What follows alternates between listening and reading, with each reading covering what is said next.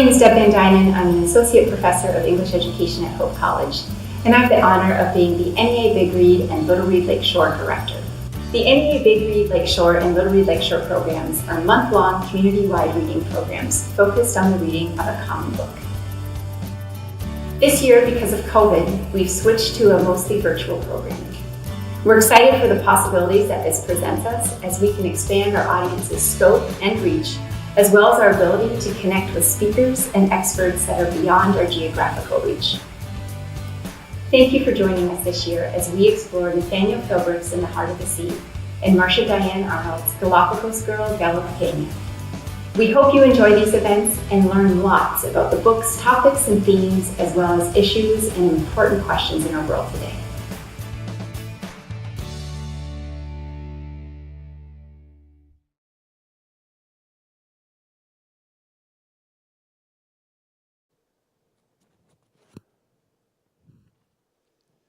Good evening and welcome to the NEA Big Read Lakeshore's 2020 November program. My name is Deb Van Duinen. I'm an Associate Professor of English Education here at Hope College.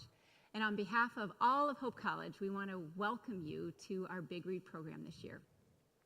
This year, our program is looking and feeling very different.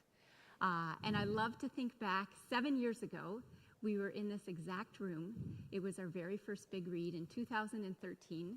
We had chosen the book To Kill a Mockingbird, and as a team back then, we had no idea really what the Big Read and what a community-wide reading program would look like here at Hope College and in our Holland area. It's fun for me to think back to that, particularly tonight, because our kickoff speaker of our very first event, of our very first Big Read, was none other than our speaker for tonight. Dr. Fred Johnson was a hit and a half 7 years ago in our first program. And I still have community members come up to me and talk to me and reflect on the things that Fred has taught them and all of us as a community as we've delved deeper into topics about literature and history and culture and race and who we are to be in this world. And so it's with all that more excitement that tonight we are here again in the same place with the same kickoff speaker to start and to usher in our 53 events this year in our 2020 program year. Because of COVID, we weren't sure what this year would look like.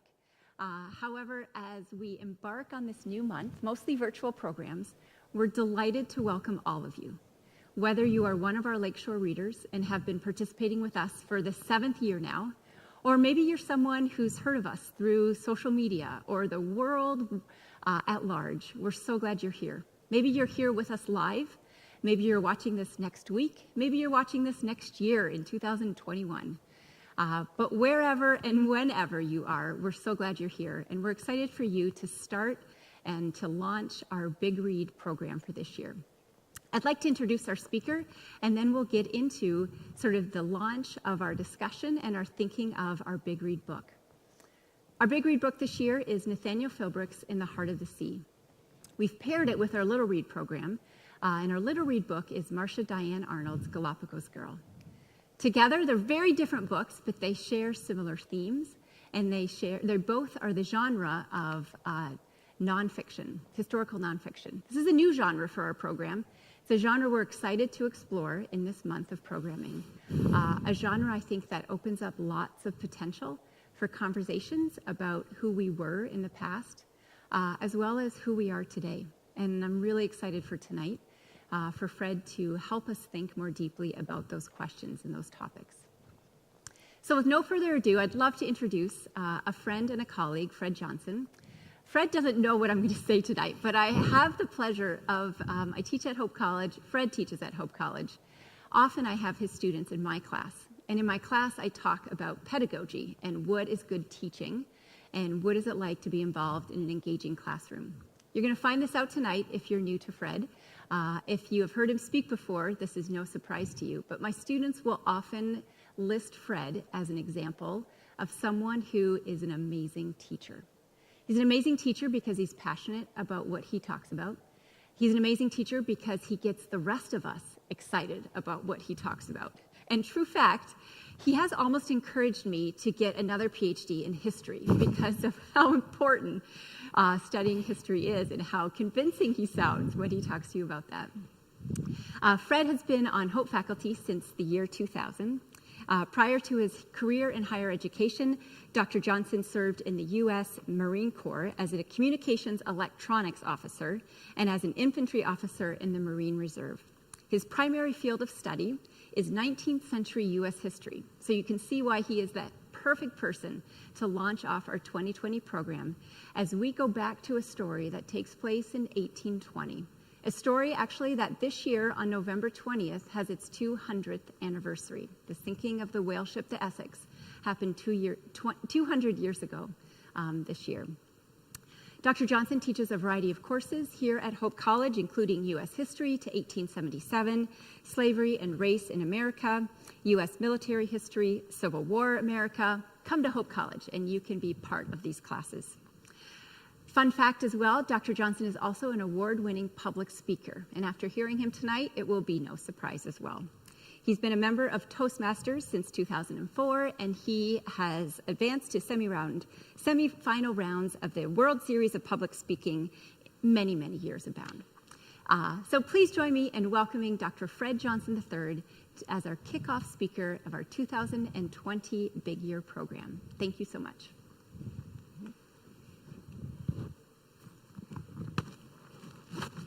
Thank you for that wonderful introduction.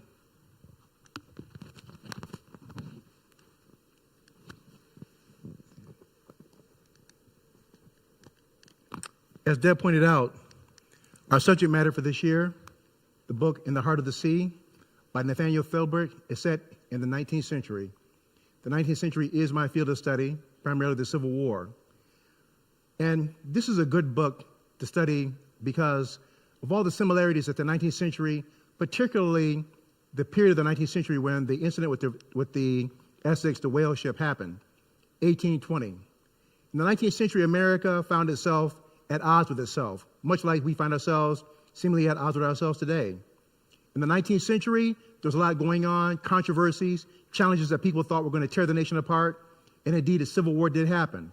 It's not going to happen in the 21st century because we learned some lessons from that.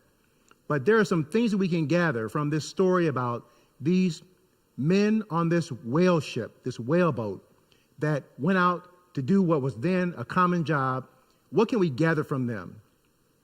So again, thank you for tuning in for the start of the 2020 NEA Big Read Lakeshore. It's been said that the role of the storyteller is very powerful. And one of the questions that I wanted to deal with tonight is not only the story that's being told, but who's telling the story and who gets to tell the story. There's an African proverb that says the following: until lions have their historians, the tale of the hunt shall always glorify the hunter. And why shouldn't it? If the lion is dead, who's to tell the story from the lion's point of view? Likewise, in the 19th century, when the Essex, this whale ship, has the incidents that so many of you will read about or have read about, it is occurring within a larger framework, a larger context, a larger reality of things happening in the 19th century. History can be linear, but generally speaking, just like we right now are in the midst of a pandemic, the pandemic is big news, but it's not the only news. People are still coming to school. They're still getting married. They're still going out trying to live life in a normal kind of way. So how, in the midst of all those other things, are people finding their way through this period? Essentially, context matters.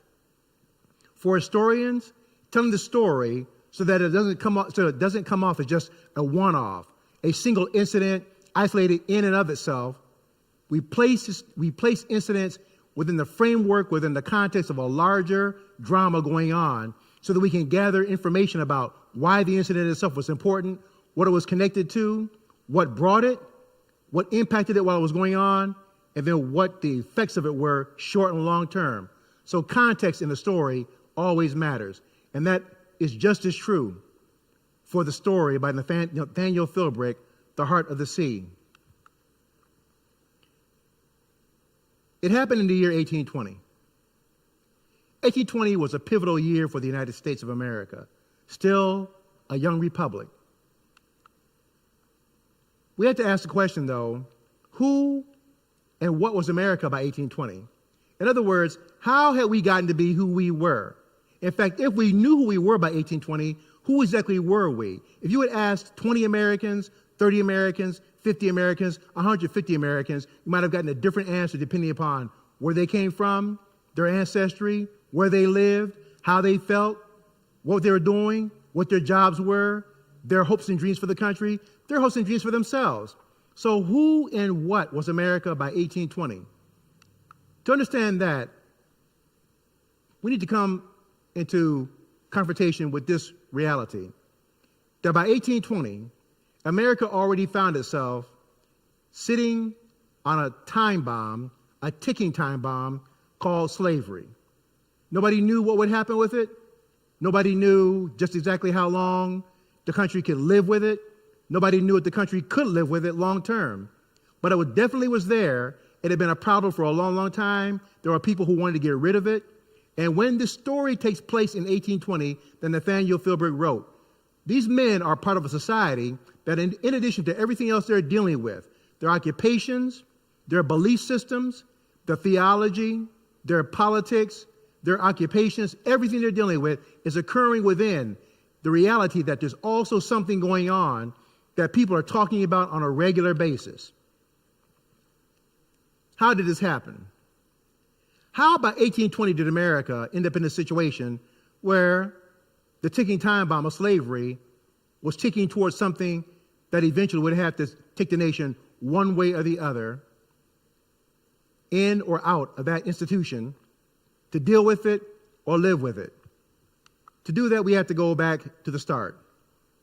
Not to the actual start of colonial America, although that would have been appropriate. But I'm talking about to the American Revolution, just to expedite time this evening, so we have some time for some Q&A.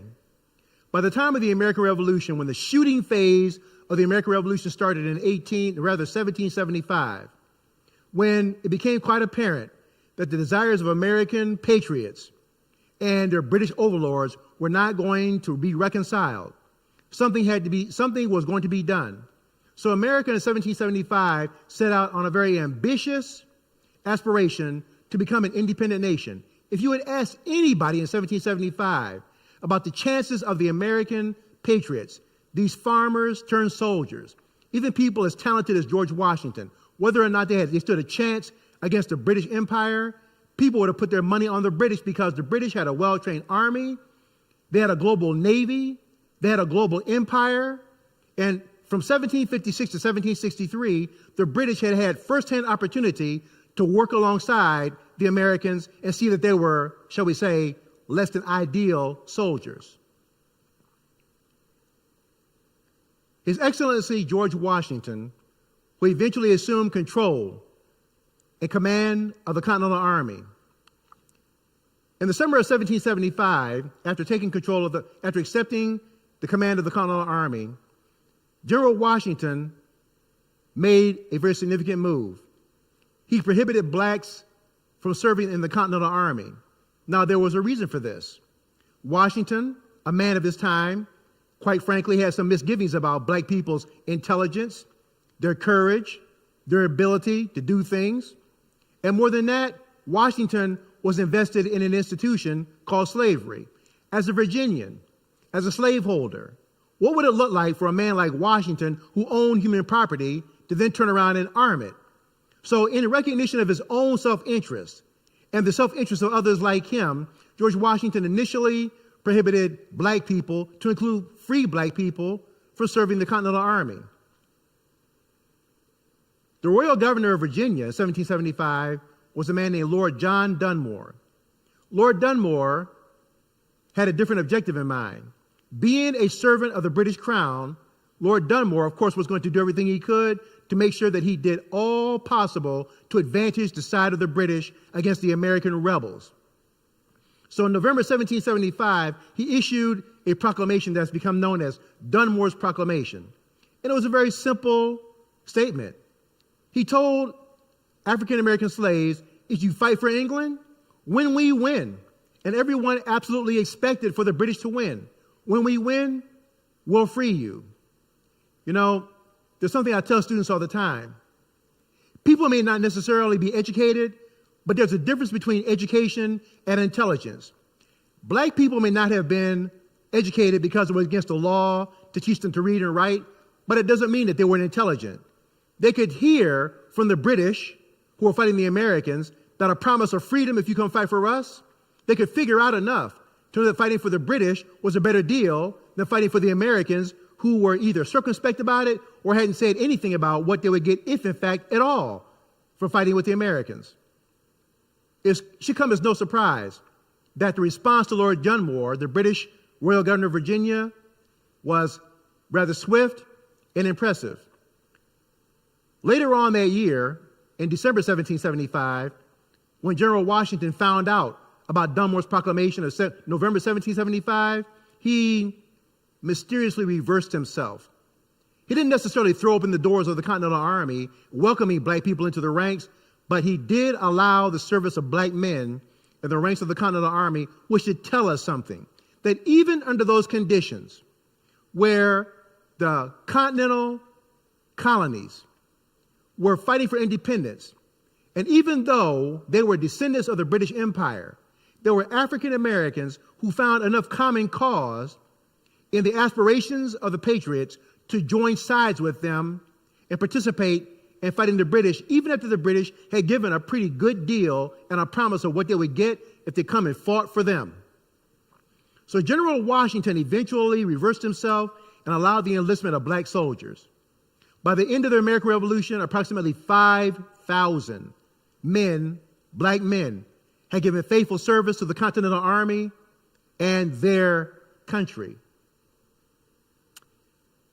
But 1775 was the start of the shooting war, but the Americans still wanted to take one more step and articulate to Great Britain, here's why we want to do this.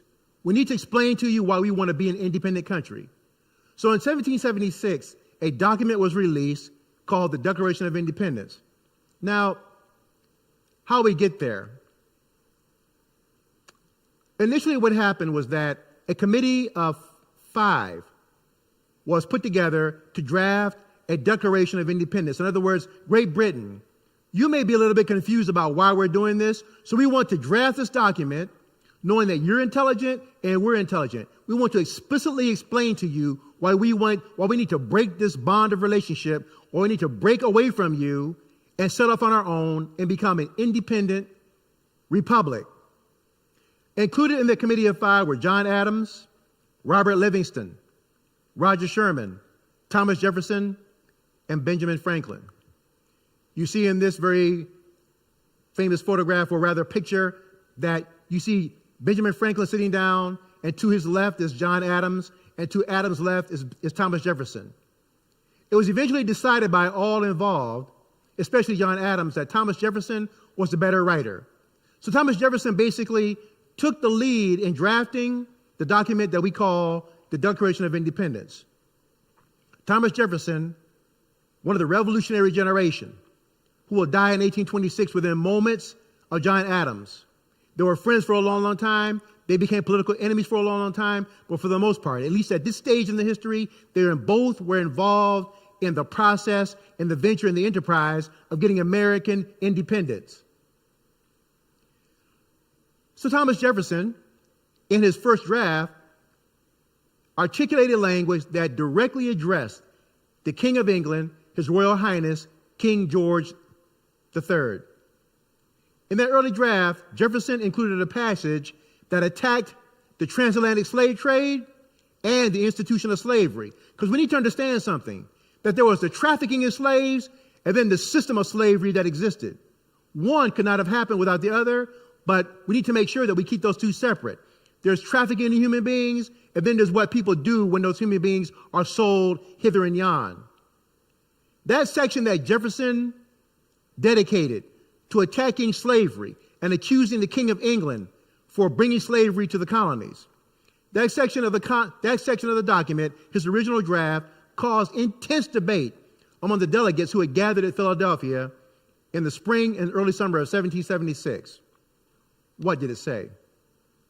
Jefferson said the following in that original draft: "He, King George III, has waged cruel war against human nature itself violating its most sacred rights of life and liberty in the pursuits of a distant people who never offended him, captivating and carrying them into slavery in another hemisphere, or to incur miserable death in their transportation thither. By that, he was talking about the Middle Passage. The Middle Passage, that part of the transatlantic slave voyage that claimed the most lives, that took the most minds, that destroyed the most spirits, that crushed the most human beings. That part of the slave voyage, that bad enough from start to finish, it was that part of the slave voyage where human beings reached their limit, either jumped overboard, died chained below decks, or were just simply driven mad.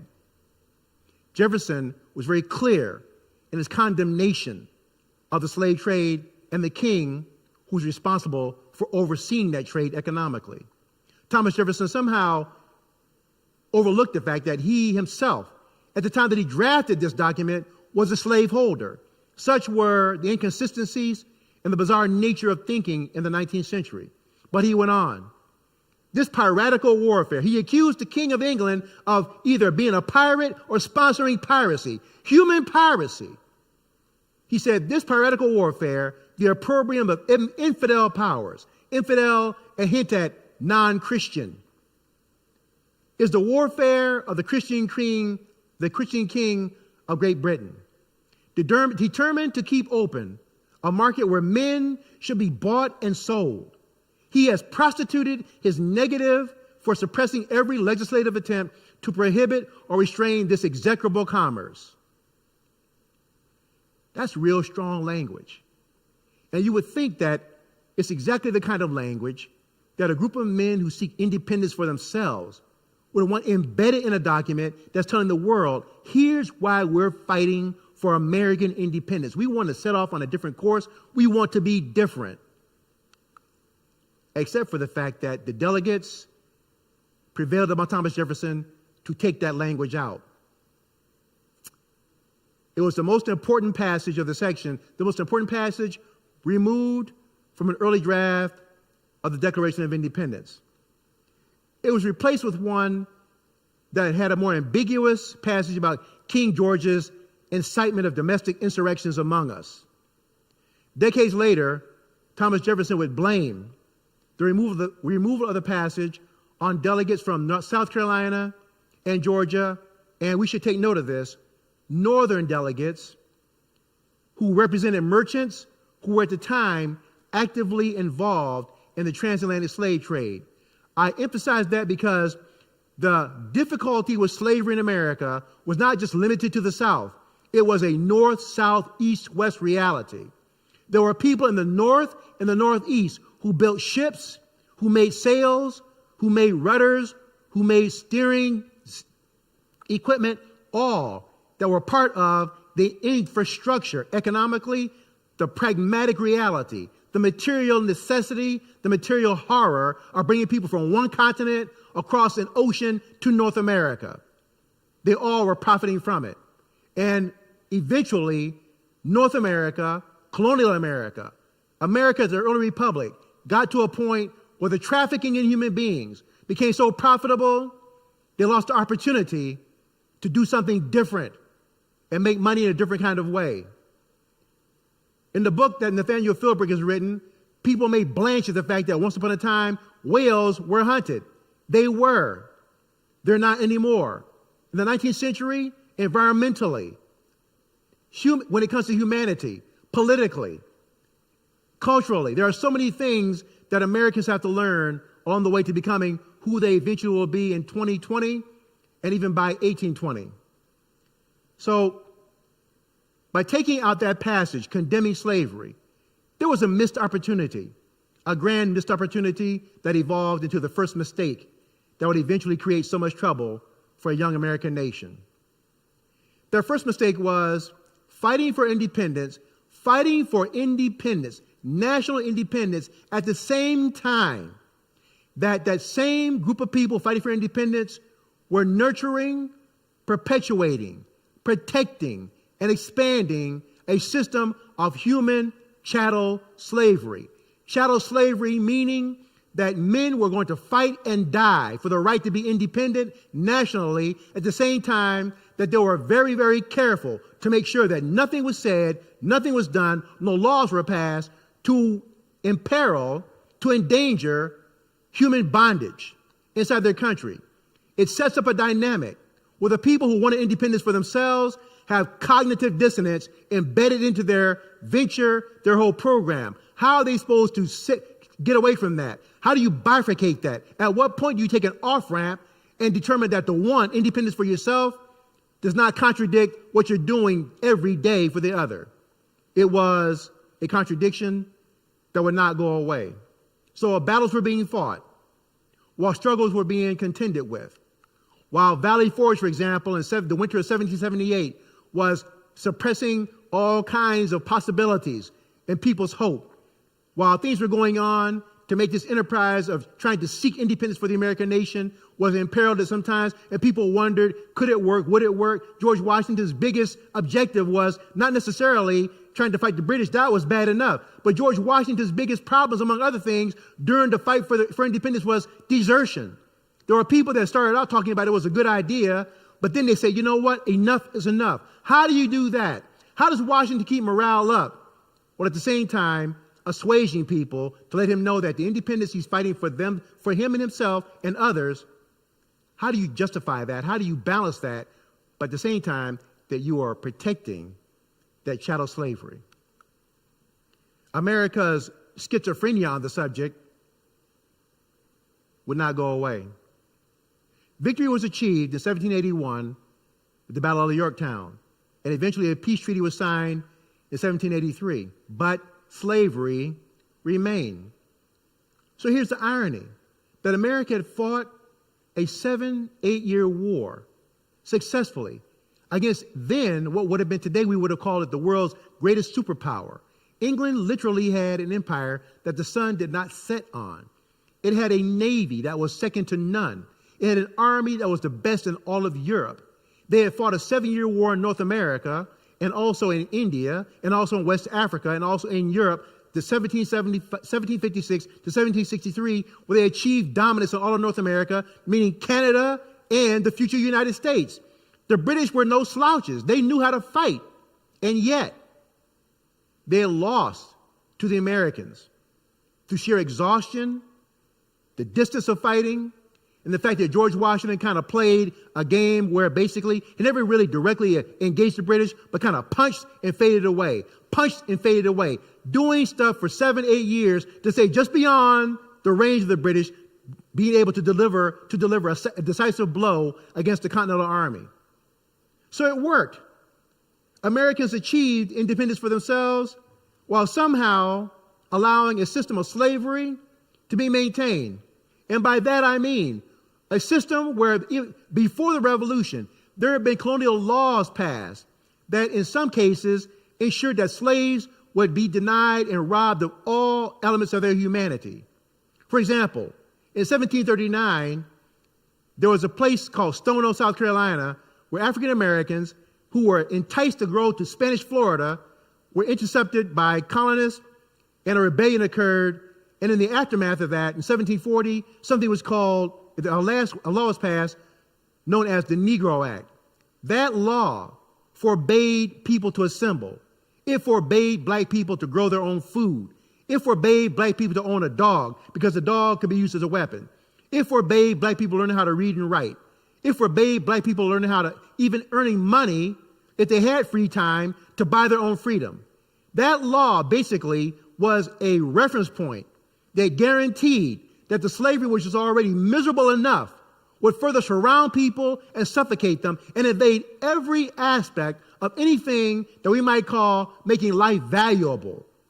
That's what chattel slavery was, the effort to reduce people to the level of a thing. Those principles were enforced during the Revolution. But now we have independence. The government that was enforced during the Revolution, the document, the foundation of it was called the Articles of Confederation. They were adopted in November 1777. It didn't take too long before people found out that the Articles of Confederation did not have the language, the strength, the power to give the central government the tools it needed to keep a nation together, united, and most of all, to protect itself from foreign threat. And the British were still out there. One of the most vexing things about the Founding Fathers is that so many of them were slaveholders. Washington, Jefferson, Madison, Monroe, James Madison, the father of the U.S. Constitution, James Monroe, for whom the Monroe Doctrine is named after. There was an incident in Western Massachusetts where a former Continental Army officer named Daniel Shays found himself being taxed, found that him, like other farmers in Western Massachusetts, his land was confiscated, his animals were confiscated. The American states now still owed the British money from the colonial period, and the British wanted to get paid. So Eastern merchants were taxing them and demanding payment. And when they could not be paid, land was taken. Men were thrown in jail. They were hit with court costs. So basically, people were being taxed and then thrown in jail and being made to pay for their own imprisonment. It didn't take long before this got to be to a point where people said enough was enough. So Daniel Shays led a rebellion of these farmers in Western Massachusetts where they attacked the courthouses, where the courts were being used to facilitate this injustice against very people. Daniel Shays had been in the revolution, had fought every year of the revolution. The Marquis de Lafayette had given him a sword. He had been decorated. He had believed in the cause of the revolution. And now, after the revolution, as far as he was concerned, at one point, it had been the British taxing him and oppressing him and abusing him, and denying him freedom. Now it was somebody different, but who cares? Whether it was a British person oppressing him and taxing him and denying his freedom, or somebody calling themselves an American, for him, it was all the same miserable destination. So he led a rebellion that almost succeeded. And when the governor of Massachusetts put out a call for assistance to put down the rebellion, the other states said, hey, I feel your pain, but not my problem. Now, Daniel Shays was eventually defeated, and the rebellion was dispersed. But what this did was it showed that the Articles of Confederation were not only limited, they were extremely weak. And it didn't take a whole lot of mental gymnastics to figure out that something had to be done to strengthen that document. So in the summer of 1787, delegates met in Pennsylvania, Philadelphia, to look over, to begin a process of reviewing the Articles of Confederation. Shortly after they began the review, they decided this document just won't work. So they decided very secretively to draft another document.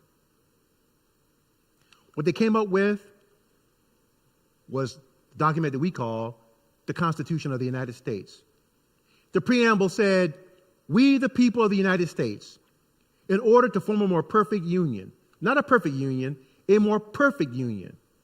"We, the people of the United States, establish justice, ensure domestic tranquility, provide for the common defense, promote the general welfare, and secure the blessings of liberty to ourselves and our posterity, do ordain and establish this Constitution of the United States of America." Let's go back and revisit that. They're asking for, they want a more perfect union. The objective is perfection, but probably not going to be achieved. So a living document where every day, every year, it becomes more perfect. That's the aspiration. And what do we want? We want to establish justice. Why? Because there had been none. We want to ensure domestic tranquility. Why? Because there had been none. We want to provide for the common defense. Why? Because there had been none. We want to ensure the general welfare. Why? Because there had been none. They're articulating all the things they want that they had not been able to get under the British or even under the Articles. So this new nation, we want to ensure these high values, these high goals, these high dreams, this high vision for a country that is becoming constantly more perfect. But there's a question we have to ask. In 1787, who was included in we? We, the people of the United States. In 1787, who is included in we? When we consider the answer, well, for sure, it did not include women at all. For example, in a very famous exchange of letters between Abigail Adams, who was not only the intellectual equal of John Adams, but his intellectual superior, she wrote to her husband, John Adams, and said to him on March 31st, 1776, "I long to hear that you have declared independency. And by the way, John, in the new code of laws, which I suppose it will be necessary for you to make, I desire you would remember the ladies and be more generous and favorable to them than your ancestors." In other words, don't do like the people that came before you, John. Think about the ladies. Do not put such unlimited power into the hands of husbands. Why is she saying that? Because in 1776, husbands generally had unlimited power. Remember, all men would be tyrants if they could. In other words, she's saying, John, you know what? When it comes to you being a man and other men, that's just how you guys are cut. You will rule over people abusively if given the opportunity, and you have. If particular care and attention is not paid to the ladies, we are determined to foment a rebellion and will not hold ourselves bound by any laws in which we have no voice or representation. You have to love Abigail Adams. She gave her husband the condition and then added the or else. In 1787, we definitely did not include Native Americans. In 1787, we did not even include poor white men. In fact, poor white men won't even get the opportunity to vote until the presidency of Andrew Jackson, elected in 1828, from 1829 to 1837. That's when the franchise will experience another burst of access for average or common white men, poor white men. The vote in America has been an ongoing process where one constituency, then another constituency, then another constituency has gotten the right to vote. And don't get it twisted. The people that had the vote, they understand the power of the vote, which is why they have gone out of their way over and over and over again to deny the vote. Eventually, women will get the vote. Eventually, black men get the vote. Then black people get the vote. Then Native Americans. Then 18-year-olds get the vote. And every wave of people who are included in that right to vote, they have to fight in the struggle because those who have the vote know the power of the vote to change things and bring justice, which is why they work so desperately to deny the vote. And absolutely not. In 1787, it did not include African American slaves. It absolutely did not. So in 1787, who was we? Actually, we was a very small, narrow segment of the American electorate.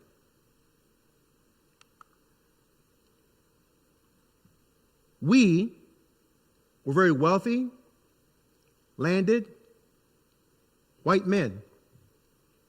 I want to emphasize that. Not all white men had access to the vote. Yeoman farmers had hard lives. There were gradations of difficulty in the early republic.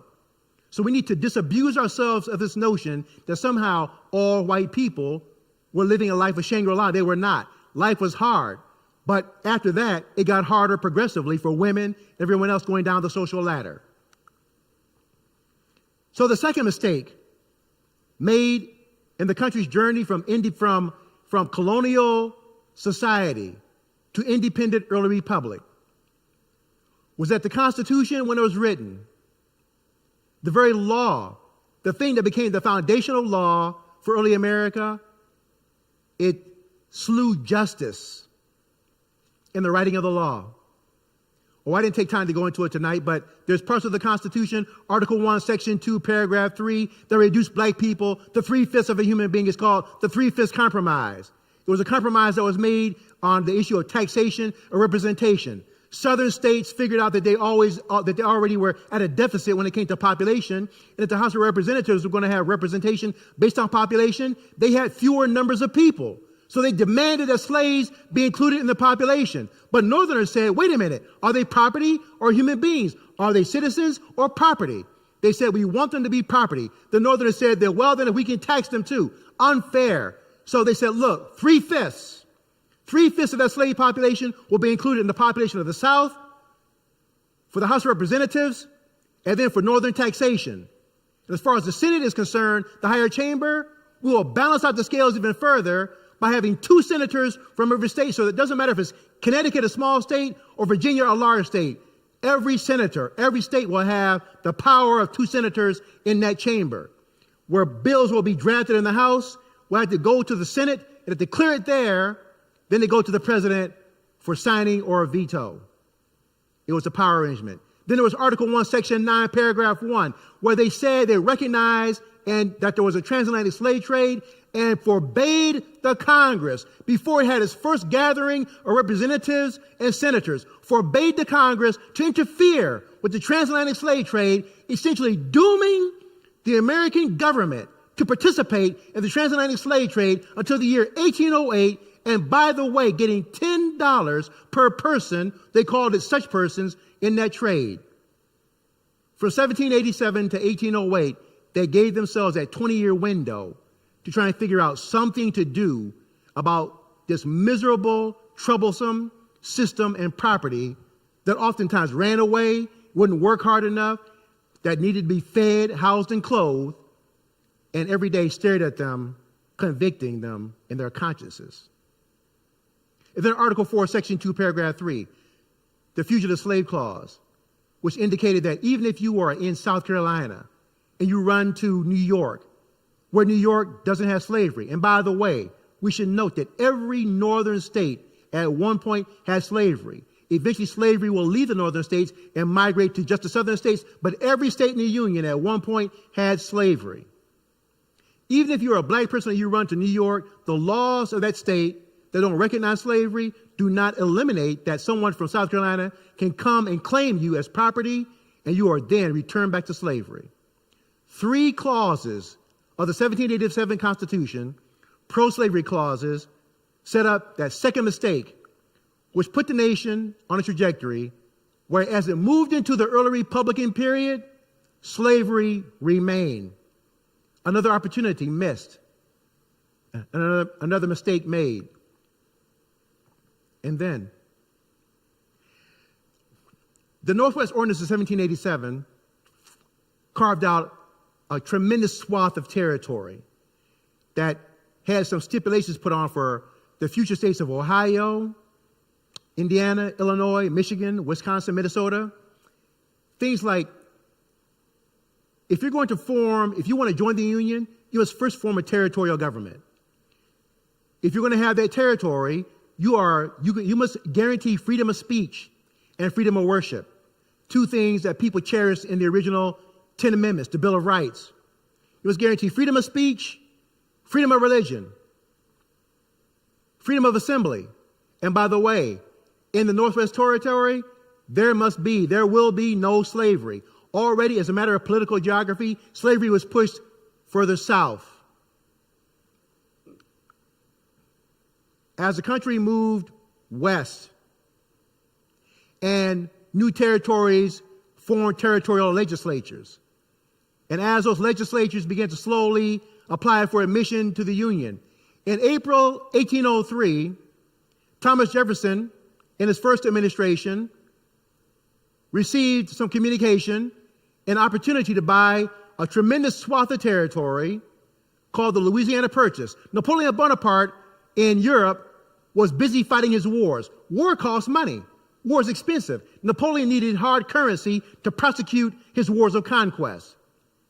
And it turned out that the French, having lost the French and Indian War, 1756 to 1763, Napoleon being more concerned with things in Europe as opposed to North America, where the French had their imperial ambitions diminished anyway, he was in a mood to sell. Thomas Jefferson was in a mood to buy. So the bargain was made, and with that purchase, the United States doubled its size.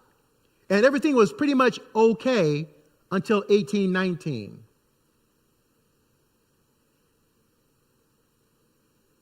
In the year 1819, the Missouri Territory was organized, and Missouri applied for admission to the Union. Then an interesting thing happened. Missouri applied to the Union, the question was, would Missouri come into the Union as a slave state or a free state? In the House of Representatives, it mattered, but not really, because there were always going to be unfair numbers. Connecticut always recognized that Virginia or North Carolina would have more people represented because in its congressional delegation because they simply had more people. But in the Senate, where every state had 2 senators, the upper house, the chamber that had to be the clearinghouse, the clearing point for bills to be kicked upstairs to the chief executive. That's where the real battle was. And in 1819, the division between slaveholding states and free states was 11 by 11, 22 to 22. 22 senators from free states, 22 senators from slave states. How would the balance of power be upset if Missouri came in as a slave state? A representative named James Talmadge introduced an amendment called, the Talmadge Amendment, which stipulated that Missouri would come into the Union as a slave state, but with conditions. No more slave trading would go on in Missouri. Any people who are in Missouri right now, young people, black slaves, by the time they reach 25, they would have to be manumitted. That means they would have to be set free. So Missouri can come in as a slave state. In other words, Missourians, if you want to come in as a slave state, the slaves you have right now, keep them. But no more to be imported. And the ones who are small, when they get to be 25, you manumit them. Now, James Talmadge must have known that the Missourians were not going to accept this.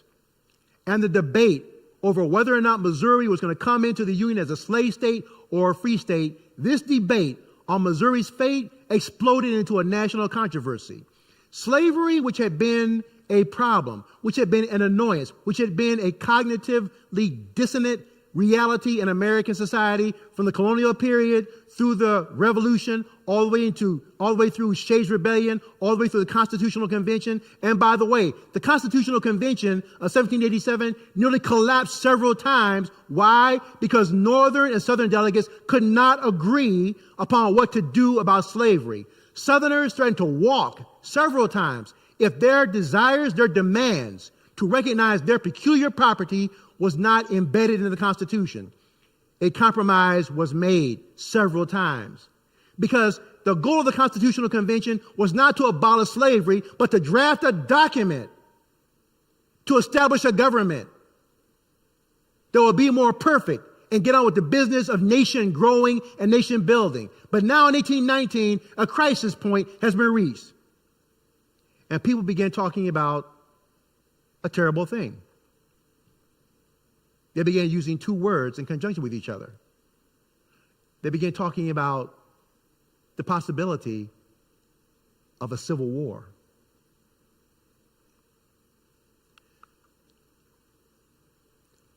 So what would happen with Missouri? Would it come in slave? Would it come in free? The big fight that now had become national for the first time, not just regionally located, not just a problem in Virginia or South Carolina or North Carolina. This was a national debate being played out, and it got loud and it got disruptive, and people got scared and people got worried, and people understood that things were a little more fragile than they thought. The nation was growing so well. The Lewis and Clark expedition, the Thomas Jefferson, having bought the Louisiana Territory, he sent Lewis and Clark out there to explore all that western land. I mean, the nation size had doubled. What else could be going wrong? Turnpikes were being built. The 1828, you're going to have the first spike being driven in for the Baltimore and Ohio Railroad. The country was expanding. Prosperity seemed to be inevitable. And yet here this thing was that was causing such a national rupture. And then they happened upon a solution. It turned out that Maine also applied for admission to the Union in that same period. So the Missouri Compromise, as it became to be known, was that Missouri would come into the Union as a slave state. Maine would come into the Union as a free state. The balance of senators in the Senate would go from 11-11 to 12-12. So the senatorial balance would be maintained. 2 new states would be added. one to the south, one to the north. A crisis will have been reached and passed, to paraphrase a speech that would be later made by Abraham Lincoln in 1858, his House Divided speech. So, things were okay. Or were they? In the meantime, while that great debate had been going on, in the state of Virginia, the beautiful, great state of Virginia, my home state, my birth state. In Virginia, there was a certain gentleman of vast learning, intellectual curiosity, and great prestige and wonderful accomplishment who lived a very interesting and just brilliant life. He had been at home in his estate where there had been many slaves. One of them, a consort of his named Sally Hemings. The debate had reached him there at Monticello, Virginia. And when it did, Thomas Jefferson, the Honorable Thomas Jefferson, third President of the United States, could not ignore what was going on in his country and the threat that this debate put before him. Somehow, in all of Jefferson's knowledge and his wisdom, he knew that this was just the first round of something that was going to have many, many debates, that this was not the end of it. On April 22nd, 1820, the year of the incident of the Essex, we're trying to establish the context. When the Essex had its encounter, that deadly encounter with the whale at sea, that ship in that year, what was happening in the country that ship belonged to, that those men came from. In that year, the people from that society, the men that got on board that ship, who went out to do what they had been doing so often, in their nation, a great debate had caused a crisis that moved a founding father, the author of the Declaration of Independence, the third President of the United States, moved him to write a letter to his friend John Holmes in which he said the following: I thank you, dear sir, for the copy you have been so kind as to send me of the matter to your constituents on the Missouri question. I have for a long time ceased to read newspapers or pay attention to any public affairs, confident they were in good hands and content to be a passenger in our bark to the shore from which I am not distant. Thomas Jefferson knew that time was running out on him. He had retired to Monticello, and as he said, he had been content just to live life day by day and leave the affairs of state to those who he thought were capable of handling it. Then he said, but this momentous question, like a fire bell in the night, a fire bell in the night. In the 19th century, where most buildings are made out of wood, if you're in a town or a village, when you hear a fire bell, that's your signal to get up and go help put out the fire, because your home is also made out of fire. So one building on fire means that your home could be on fire too. Your business could be on fire. So like a fire bell in the night, everybody in the town was expected to be hands on deck, help put that fire out for the town's safety. So when Thomas Jefferson said, like a fire bell in the night, it awakened and filled me with terror, as well it should have. I considered it at once the knell of the Union. It is hushed indeed for the moment, but this is only a reprieve. Are you following this? He said, this compromise, which we're glad that we have, is only a temporary fix. It is not a permanent solution. This temporary fix is not a final sentence, a geographical line, because the Missouri Compromise, in addition to allowing Missouri to come into the state, the Union as a slave state, and Maine to come in as a free state, what it did was it drew a line of 36 degrees 30 minutes along the southern boundary of Missouri, where it was agreed by the Congress that all slavery activity would be below that line for the future. That was the compromise. So Jefferson is saying that a line drawn on a map, that won't be enough to stop this problem. This is only a temporary fix, not a final sentence, a geographical line coinciding with a marked principle, moral and political, once conceived and held up to the angry passions of men, We should get from the president's words just how vociferous and hostile this debate was. Thomas Jefferson is somebody that knows how to use words. So when he says, this was held up to the angry passions of men, not angry concern, not angry worries, angry passions of men who spent weeks arguing about it, and held up to the angry passions of men will never be obliterated. and every new irritation. He had been living with this since the writing of the Declaration of Independence. He had been there for the debates. He had seen this over and over and over again. Every new irritation, and now this is the latest irritation. It had been irritations in his life. Now it's irritation in the life of those coming behind him. And he said, I can say with conscious truth that there is not a man on earth who would sacrifice more than I would to relieve us from this heavy reproach. If in any practicable way, a general emancipation and expatriation could be effected, proving again that he was a man of his time. Thomas Jefferson is saying, like, if we could find any way of getting rid of this problem, if we could emancipate them, and here it is, for him, emancipation required expatriation, meaning free them and then deport them. That was his solution, Thomas Jefferson. But he said, but as it is, we have the wolf by the ear, and we can neither hold him nor safely let him go. You know what? It would have been one thing if Thomas Jefferson had said, as it is, we have the wolf by the ear, and we can't let him go. But he qualified it. He said, we have the wolf by the ear, and we can neither safely hold him nor let him go.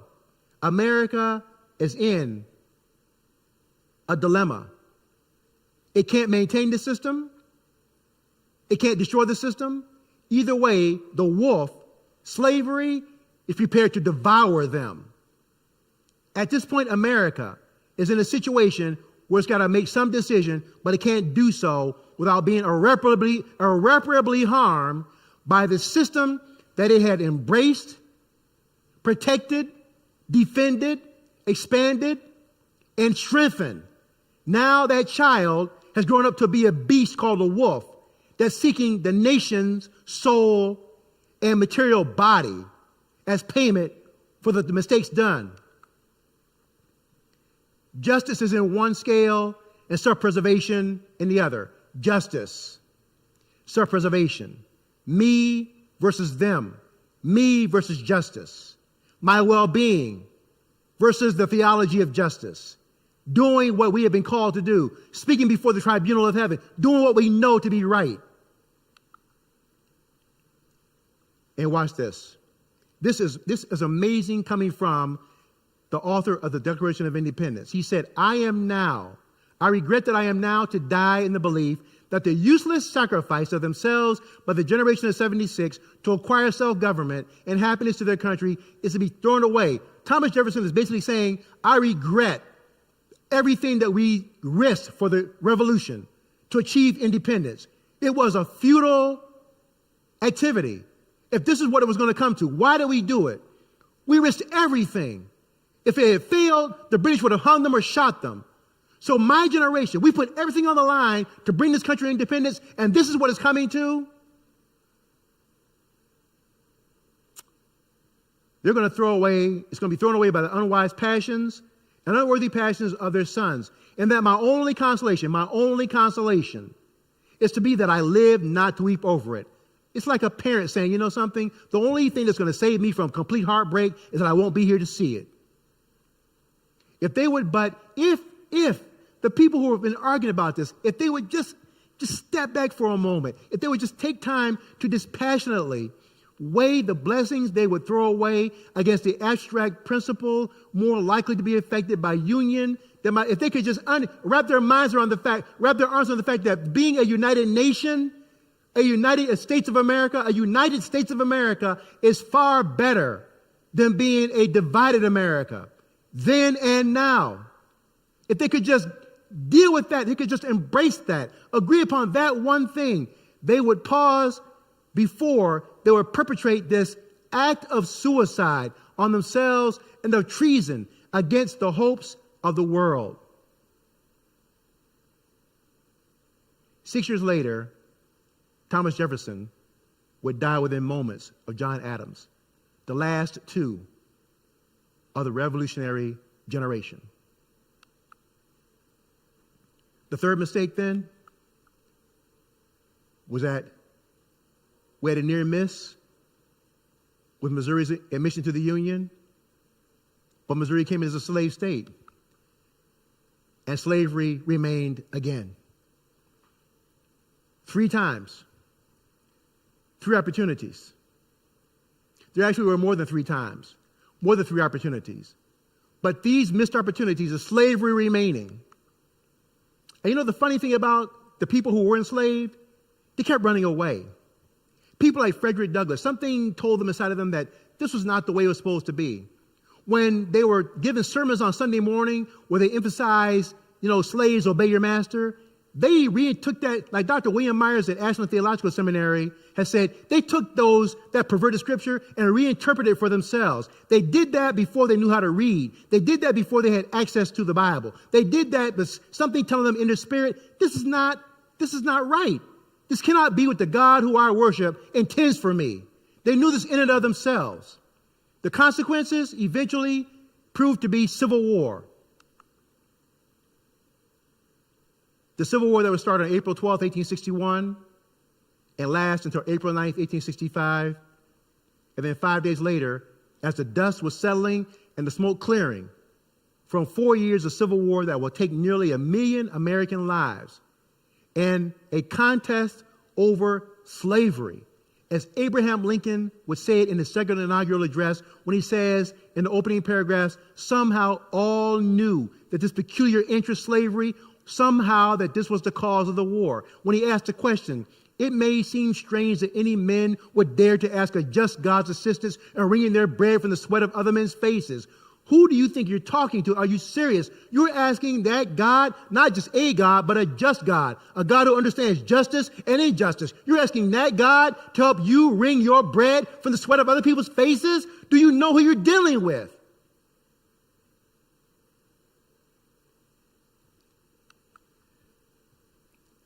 Five days later, after General Robert E. Lee, senior commander of the Army of Northern Virginia, signs a surrender document in Wilmer McLean's living room at Appomattox, Virginia, a bullet will be placed in the back of the head by an assassin named John Wilkes Booth to the head of President Abraham Lincoln, 16th President of the United States,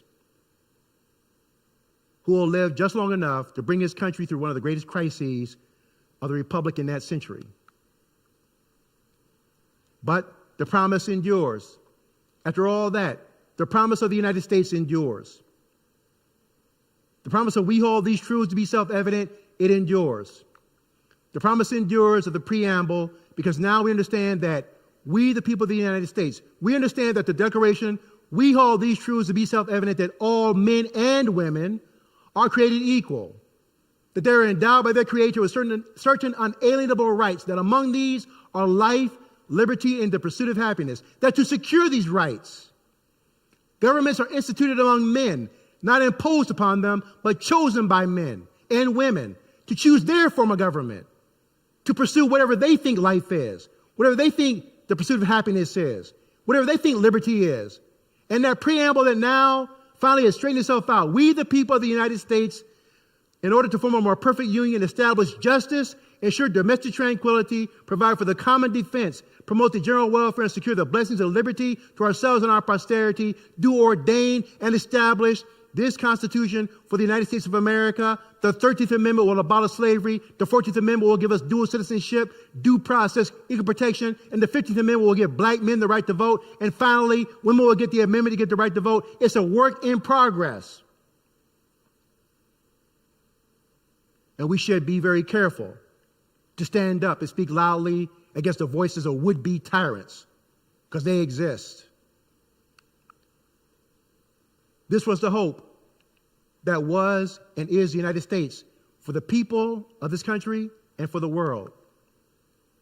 This was the hope, not in a country, but in a nation that had placed itself to follow a certain Jewish carpenter and worship him.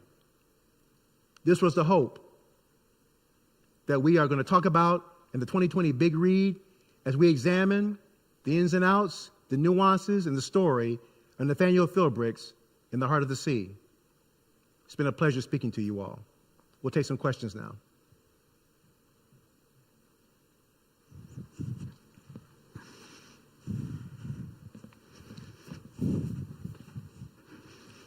Fred, thank you so much for this. Here's a picture of all of the notes that I've taken. I'm not sure if you're taking notes at home, but at this point, we'd love to encourage you to submit questions on our YouTube channel or on our Facebook page, and time will permit us to read some of them. If you have other questions, we encourage you to submit that to our social media sites over the next days and weeks to come, and we'd love to engage in those conversations with you. So I encourage you to do that. And Fred, I see a few questions here already, and so I'm going to start with a fun one. Someone said, Dr. Johnson, we can't all have you as a professor, and that's sad.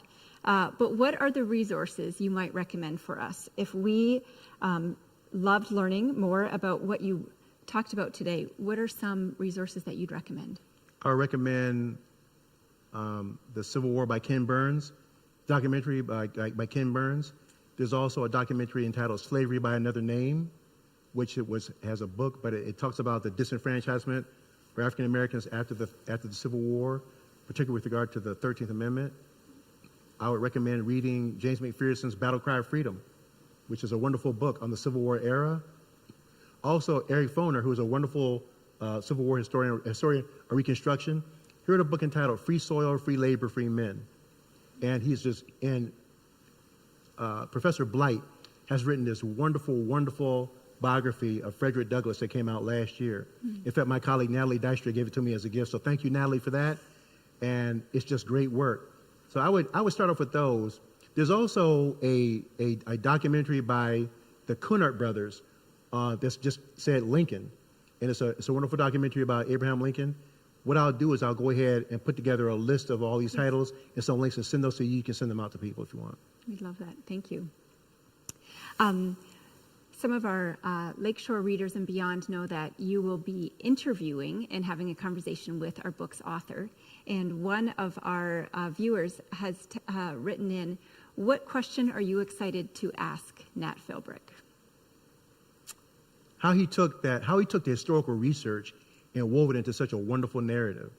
Because he did a lot of research. He's got some tremendous footnotes, and being able to take those facts and weave them into a story like that that's compelling, especially something that we know about Herman Melville's Moby Dick, but reading about whaling in the 19th century is not the kind of thing that immediately comes to a lot of people's minds. But when you think about it, it's still a subject that generates a lot of interest. So I want to ask him how he took those facts and was wove them into a story. As somebody that likes fiction, nonfiction myself, I could use some tips. That's great. Here's one from one of our area Big Read teachers. Someone writes, I'm a Big Read teacher in the area. How do I help my students who are reading this book better understand the historical context that you shared tonight? And I'm guessing this is middle and high school students. Right. I think that we have to, well, let me see. Probably one of the best ways to do that is to go to the 1787 Constitution and look at those three clauses: Article 1, Section 2, Paragraph 3, Article 1, Section 9, Paragraph 1, and Article 4, Section 2, Paragraph 3. And some of the times what I do is I will give as a quiz question, how do those three pro-slavery clauses describe life in the United States in 1787 or 1820? Because Article 1, Section 2, Paragraph 3 not only deals with law, but it deals with economics. It deals with economics, meaning the sale and transport of human beings working on plantations. It deals with a certain culture and a certain expectation, values. And, if you get into all those, what does it mean that when you have something like Article 4, Section 2, Paragraph 3, somebody runs away from a slave state? Well, you don't have to agree with the law, and I don't think I would ever agree with the law. But you go to a free state where the law has been changed, and now the situation should be different, and you still aren't free there, and you literally have to run to Canada. What does that say about the country you live in? Right? What about John Adams and his relationship with Abigail Adams? The fact that she has to tell him, remember the ladies. She has to specifically remind him. So that can get you into a discussion about women, gender, the law, culture, economics, the fear that was in the 19th century, the fact that clearly the values and the freedoms that we cherish today, freedom of speech, freedom of assembly, freedom of worship, those were articulated, but clearly not enjoyed by everybody. And it provides a wonderful entree to ask this question right now in 2020. We have those same 10 amendments. Who's enjoying them right now today? Are the children who have been separated from their families in these detention centers, are they enjoying them? Do they count because they're not citizens? Do they count because they're human beings? I mean, at what point do we draw the demarcation line? So I would think that I would suggest that approach would offer a lot of different on-ramps for some good discussion. Mm-hmm. Thank you. Here's a related question building on what you just talked about. You started your talk with talking about the role of storyteller, and the question is, how do we become better storytellers? Oh, by telling more stories. And the reason why that I led off with the proverb of the lion telling its own stories, we become better storytellers. I become a better storyteller when I tell the story about Elizabeth Cady Stanton and Susan B. Anthony and make sure that I elevate them. I become a better storyteller when I tell the story about Native Americans and how they were left out of the original vision for the Constitution. That part of Article 1, Section 2, Paragraph 3, where it says Native Americans not taxed. Their rallying cry of the American Revolution was excluding Indians not taxed. Now, the rallying cry was no taxation without representation. In other words, if you're going to take my money, I want a voice. Now, if you're going to reverse engineer that, where it says Native Americans not taxed, I'm not taking your tax money, so guess what you don't have? A voice. So we should not be surprised that Native Americans spend the next 150, 200 years getting kicked across the continent. All right? The Indian Removal Act during the Jackson administration that moves the Cherokee from northern Georgia and western North Carolina to future Oklahoma under the control of the U.S. Army, where the chief executive is using the military to do that. And it's not good enough to say, well, it's just the 19th century. No, because there were people back then who protested that. So it's not us glomming our 21st century sensibilities onto what clearly was an injustice. People back then thought it was an injustice. So it turns out that our sensibilities happen to coincide. When we learn more about those kind of things and when we're willing to talk about them and talk about them in an atmosphere of transparency and honesty, which kind of segues to another thing. To tell these stories, to get this understanding, one of the things in telling stories, Deb, that I do in my slavery and race class, for example, is Hope College. So usually most of my classes are predominantly white. No surprises there. In a class like slavery and race, you don't sign up for that class unless you want to be in it to talk about that subject. One of the first things I do on day one is I tell my students of color, if you have anger or frustration, I need you to park it outside the door. And I tell my white students, if you have feelings of guilt or you think you might, I need you to park that outside the door. Because guilt, anger, frustration gets in the way of me doing my job as an historian, which is to get to the history, the facts and details of this. If I got to work through your anger, your frustration, and your guilt, those are three other filters that are stopping me from getting to the information that can help us explain things like what's going on right now, people in the street. Helping to understand where all this comes from, how it got started, what it means then, how it's a carryover from then to now. And so we can establish that context that brings that understanding. And if we're doing it right and it gets done right, guess what? We'll have a conversation. We'll get closer. We'll become friendlier toward each other. Barriers will fall down. I'll see you as my sister.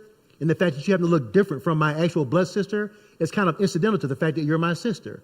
We can walk out of the room understanding ourselves, our nation better. But we've got to disarm ourselves of all the artificial trigger points that we use to argue with each other and talk at each other. So maybe in closing, we tell stories by talking to each other and not at each other. But that first requires me looking at you as someone that I respect and can admire. And most of all, in the tradition or in the spirit of the Imago Dei, as somebody, you being made in the image of God, that I can embrace and see your identity in that form as opposed to whatever social construct has been imposed upon me. Yeah, thank you. Amen to that. We've been meeting, this is my question, we've been meeting as a teacher group for the past 5 months. So area teachers who are teaching the book in their middle, high school, college classes even. And we've talked a lot about, many people have voiced, I'm really nervous to talk about race in my class, and so I tend to avoid it.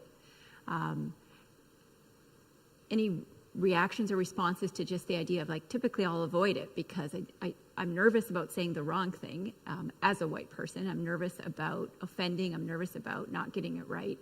And then I think we do disservice because we don't talk about it. Let me reframe this. In a relationship, in a marriage relationship, for example, if you know that there's a problem, is the way to resolve the problem by not addressing it? It just festers. It gets worse. In a family, where you have problems and you know there's a problem, just simply pretending that it's not there doesn't make the problem go away. Pretending is exactly what it says, pretending that it's not there. We've had people in the streets protesting, and there has been great debate all summer, the spring and the summer, because of a persisting problem. Now, either the people that are talking about this are just making it up, or just are bored and have nothing else to do, or there's something going on. Let me use this example. In 1829, there was a free black man named David Walker who was born to a free woman.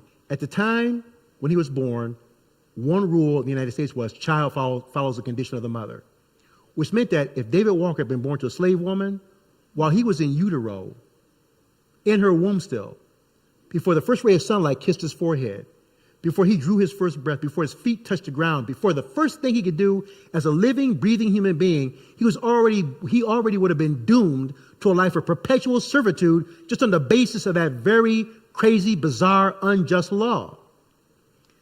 But in 1829, David Walker, free man, born to a free woman, left North Carolina, had moved to Massachusetts, and wrote something called David Walker's Appeal. He essentially wrote it for black people and was asking the question, how can we actually submit ourselves to a gang of men who, frankly, are no better than we are? So he wasn't talking to larger America. He was basically grinding his axe with black people. We should do something about this on our own because clearly it's not going to be done for us. He articulated some specific things in 1829.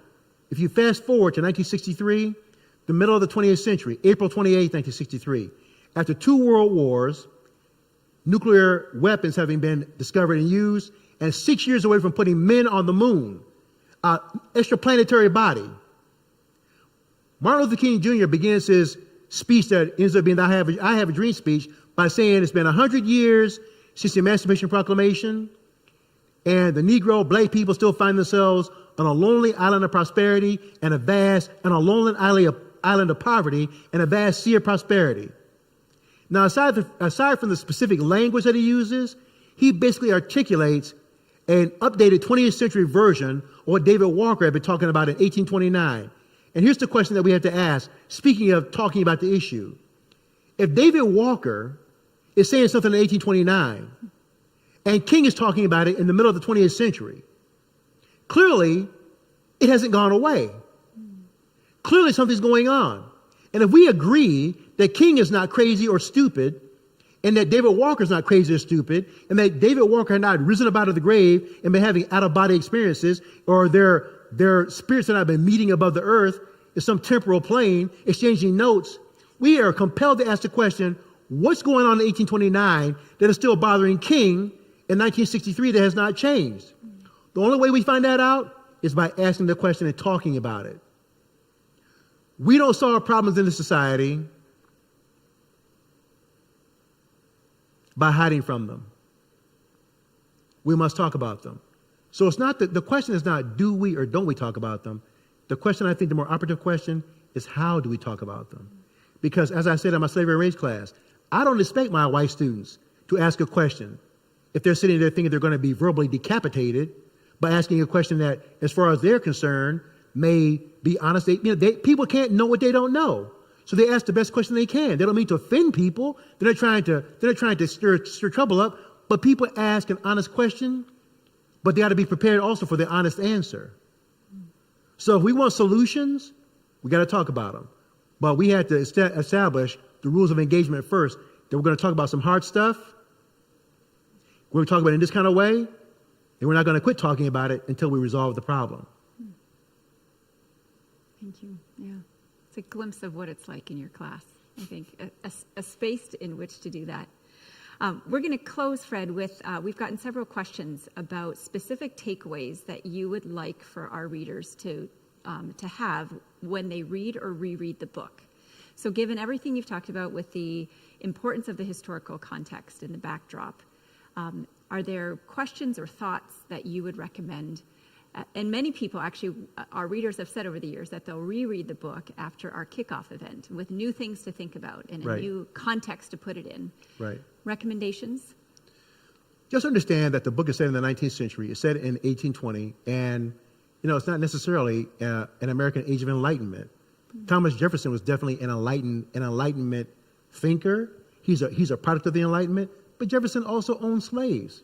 And it was only in the last few years that the organization at Monticello, the Monticello organization, finally got around to admitting that, yes, Sally Hemings' descendants do deserve to be recognized by the Monticello organization.